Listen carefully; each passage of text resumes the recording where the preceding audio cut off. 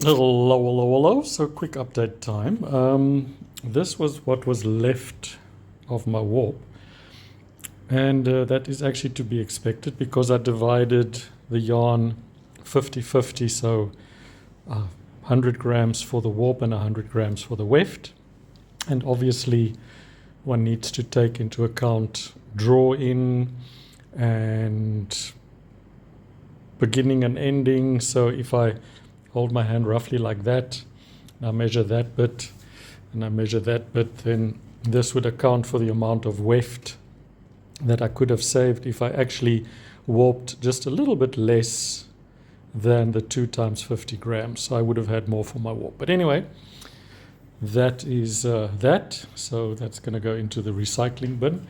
But you can see how lovely, how it has striped, which is what we wanted. Let's go over to the other side of the loom, to the business end, so to speak. Let me just pull this up here.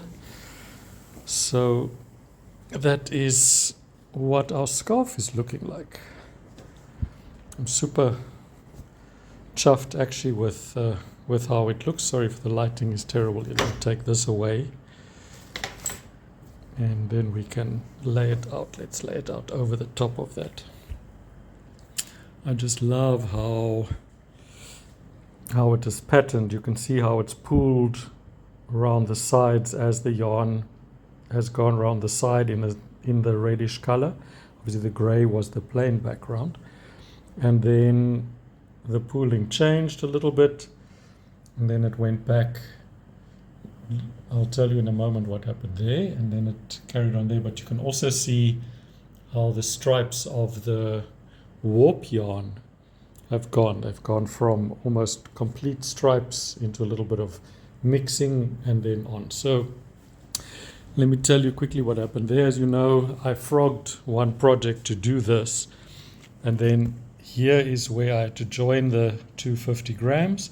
And somewhere was a knot that I had to cut out. So this part was full of challenges, to say the least. And then obviously this yarn was all crinkled, as you know if you've ever frogged a project.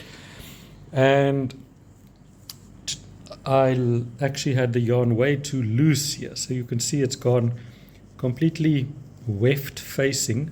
So you don't see the warp at all there, which is a stunning finish, if that's the finish I was going for. But it's a lot denser here in this area, obviously. And I figured out that what I was doing, and then I gave it a little bit more tension back down this side, which is very much like it is in the beginning. So except for this little oopsie, I'm going to call it a design feature in the middle, that's pretty much what it looks like. So I've just tied off the ends in a knot. I've done no hem stitching or whatever. So we've just knotted the ends here. I'm going to do the same to the other side now. Then I'm going to wet finish it and then report back on the final product. Stay safe, keep well, bye.